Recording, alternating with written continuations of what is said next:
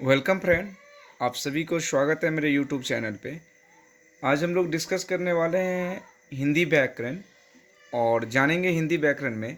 सबसे पहला टॉपिक है हमारा हिंदी व्याकरण। व्याकरण किसे कहते हैं? तो व्याकरण का परिभाषा, व्याकरण वह शास्त्र है जो किसी भाषा के स्वरूप को स्पष्ट करता है तथा उसे शुद्ध उच्चारित करने, लिखने और समझने की विधि बताता है। व्याकरण व्याकरण का अर्थ यह है कि हम किसी शब्द को अच्छी तरह से समझ लेते हैं, अच्छी तरह से पढ़ लेते हैं और उसे अच्छी तरह से किसी को समझा सकते हैं। इसी को हम क्या कहेंगे? व्याकरण कहेंगे। व्याकरण के अंतर्गत क्या सब आता है? तो व्याकरण के अंतर्गत संज्ञा आता है, लिंग आता है, वचन आता है, कारक आता है, सर्वनाम आता है, विशेषण आता है, क्रिया आता है। ये सब उसका बीच के अंदर आती है। ठीक है, चलिए आगे हम लोग पढ़ेंगे। सबसे पहले आज हम लोग डिस्कस करने वाले हैं संज्ञा पे। ठीक है, तो संज्ञा किसे कहते हैं? संज्ञा अर्थात नाम को हम क्या कहते हैं? संज्ञा। संज्ञा का परिभाषा क्या है? जिन विकार शब्द से किसी व्यक्ति, स्थान, प्राणी, गुण, भाव आदि का बोध होता है उन्हें हम क्या कहते हैं? संज्ञा कहते हैं। याद रखिएगा, नाम को ही संज्ञा कहते हैं। इंग्लिश में पढ़ें तो नॉन। हम ऐसे आपको ये हिंदी व्याकरण में ये संज्ञा आपको पढ़ा देने वाले हैं, समझा देने वाले हैं कि आपको इंग्लिश में भी नॉन को पूर्ण रूप से समझ में आपको आ जाएगा। चलिए सबसे पहले हम पढ़ते हैं संज्ञा के 5 भेद होते हैं। संज्ञा के कितने भेद होते हैं? 5 भेद होते हैं। इसमें पहला भेद है जातिवाचक संज्ञा। ठीक है, जाति मतलब होता है संपूर्ण। जाति का क्या होता है? जाति मतलब एक नहीं, एक पूरे जाति का। जैसे इसका परिभाषा क्या है? जिन संज्ञा शब्द से किसी एक ही प्रकार के अनेक वस्तु का बोध होता है उन्हें हम जातिवाचक संज्ञा कहते हैं। जैसे नदी कहने से सभी नदी का बोध हो जाता है। ठीक है, नदी कहने से सभी नदी का बोध हो जाता है। जैसे इसका कुछ उदाहरण हम देखते हैं। लिखा है इनके कुछ उदाहरण में संबंधित व्यवसाय, पदों और कार्य के नाम। तो संबंधित मतलब क्या हो? संबंधित में कौन कौन सा आ जाते हैं? माता, पिता, भाई, बहन, डॉक्टर, ये सब क्या हो जाते हैं? संबंधित। व्यवसाय में क्या हुआ? कोई डॉक्टर है, कोई वकील है, कोई शिक्षक है, कोई मंत्री है, कोई अध्यक्ष है। पद में क्या हो गया? उसको नियुक्त किया जाता है, अध्यापक के रूप में नियुक्त किया जाता है। कार्य हो गया, जैसे किसान कार्य करते हैं, मजदूर कार्य करते हैं। तो ये सब क्या होगा कि एक माँ कहने से संपूर्ण जाति का बोध हो जाता है, पूर्णतः जाति का बोध हो जाता है। तो माँ से इंडिकेट करते हैं। ठीक है, अगला लिखा है पशु के नाम से। जैसे बैल कहेंगे तो विश्व में जितने भी बैल हैं उसका बोध हो जाएगा। ठीक है जी। मकान कहेंगे तो मकान का बोध हो जाएगा। हिरन, तोता, वस्तु के नाम हो गया मकान, कुर्सी, मेज, पुस्तक, कलम इत्यादि जितने भी है।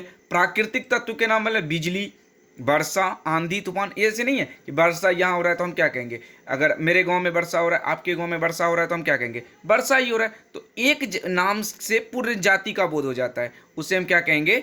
जातिवाचक संज्ञा अर्थात कॉमन नाउन कहेंगे। दूसरा जानेंगे व्यक्तिवाचक संज्ञा, जिसे कहते हैं इंग्लिश में प्रॉपर नाउन। जिन संज्ञा शब्द से किसी एक ही वस्तु, व्यक्ति, स्थान आदि का बोध होता है। इससे पहले हम क्या पढ़े थे? जातिवाचक संज्ञा पढ़े थे। जातिवाचक संज्ञा में हमने क्या पढ़ा? जातिवाचक संज्ञा में पढ़ा कि एक ही नाम से पूरे जाति का बोध हो जाता है। और व्यक्तिवाचक में क्या पढ़ेंगे हम? एक नाम से ही बोध हो जाता है, अर्थात किसी खास नाम का बोध हो। जैसे एक व्यक्ति का, एक वस्तु का, एक स्थान का खास नाम का बोध होता है, उसे हम कहते हैं व्यक्तिवाचक संज्ञा। जैसे व्यक्ति के नाम में राम, कृष्ण, महात्मा बुद्ध, हजरत मोहम्मद, ईसा मसीह, विराट कोहली, ये सब क्या है? खास नाम है। ठीक है। फल के खास नाम में आम, आम कहने से अमरूद का बोध नहीं होगा, अमरूद कहने से सेब का बोध नहीं होगा, संतरा कहने से नारियल का बोध नहीं होगा। तो ये सब क्या हो गया? फल के नाम हो गया। ठीक है जी। ग्रंथ के नाम में पढ़ेंगे तो रामायण, रामचरितमानस, कामयानी, कुरान, संकेत, ये सब क्या है? ग्रंथ है, जो कि रामायण एक ग्रंथ है। एक रामायण कहने से भागवत गीता का बोध नहीं होता। तो ये सब व्यक्तिवाचक संज्ञा होता है। समाचार पत्र के नाम कहें तो हिंदुस्तान हो गया, दैनिक जागरण हो गया, नव भारत हो गया। नदियों के नाम है, गंगा कहने से कोसी का बोध नहीं होगा। तो ये सब क्या हो गया? व्यक्ति, एक खास नाम हो गया। ठीक है जी। नगर के नाम जैसे कोलकाता, वाराणसी, आगरा, दिल्ली, जो सब नगर में आ जाता है, राज्य में, जैसे राज्य हो गया, राज्य कहने से हमें पूरे जाति का बोध हो जाता है कि राज्य में कोई पटन, बिहार की बात करें, हम गुजरात की बात करें, उड़ीसा की बात करें, तो ये सब क्या हो गया, एक राज्य हो गया। ठीक है जी। अगला हम देखते हैं भाववाचक संज्ञा। तीसरा है भाववाचक संज्ञा। भाव मतलब महसूस करना। भाव मतलब क्या होता है, महसूस करना। जिन संज्ञा शब्द से वस्तु के गुण, दशा या व्यापार का बोध होता है, याद रखिएगा, गुण का भी बोध होता है महसूस करने से, उन्हें हम क्या कहेंगे, भाववाचक संज्ञा कहेंगे।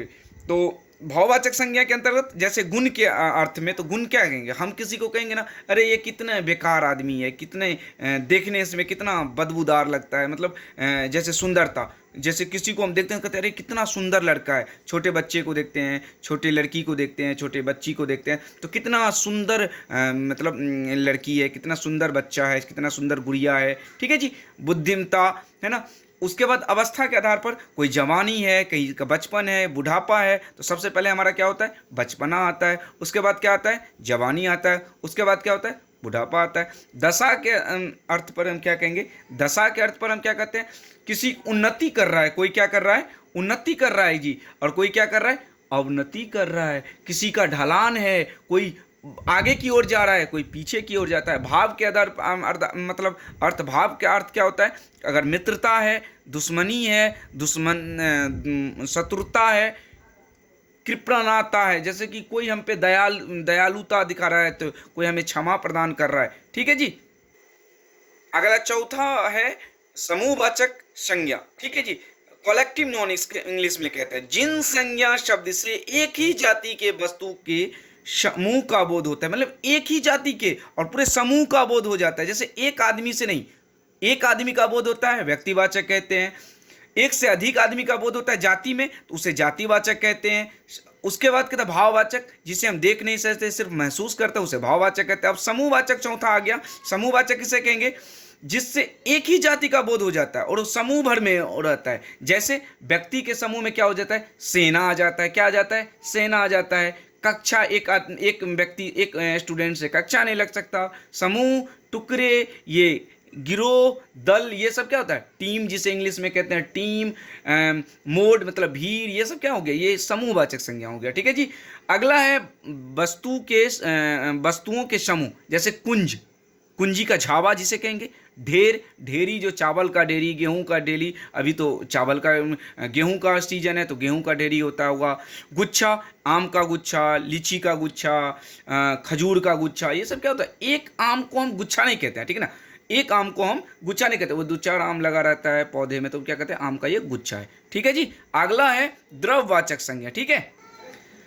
द्रव्यवाचक संज्ञा जिसे हम नाप या तौल सकते हैं लेकिन गिन नहीं सकते। याद रखिएगा, जिन संज्ञा शब्द से किसी ऐसे पदार्थ या द्रव्य का बोध होता है जिसे हम नाप या तौल सकते हैं, अर्थात गिन नहीं सकते, द्रव्यवाचक संज्ञा कहलाता है। याद रखिएगा, जिसे हम गिनते नहीं है, नाप तौल सकते हैं। याद रखिएगा, दूध को क्या किया जाता है, तौला जाता है, नापा जाता है, गिना नहीं जाता। सोना को क्या किया जाता है, तौला जाता है, गिना नहीं जाता है, तो हम क्या कहेंगे, उसे द्रव्यवाचक संज्ञा कहेंगे।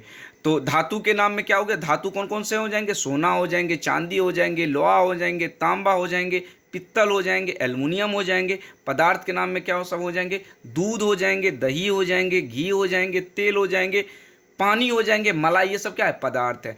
तो उम्मीद करते हैं कि आज ये जो वीडियो है हिंदी व्याकरण में संज्ञा, जो आपको पूर्णतः समझ में आ गया होगा, तो इस वीडियो को देखने के बाद आप सब्सक्राइब कर दीजिएगा, लाइक करके बेल आइकन बटन को क्लिक कीजिएगा, और अगला जो वीडियो है उसका इंतज़ार कीजिए। तब तक के लिए धन्यवाद।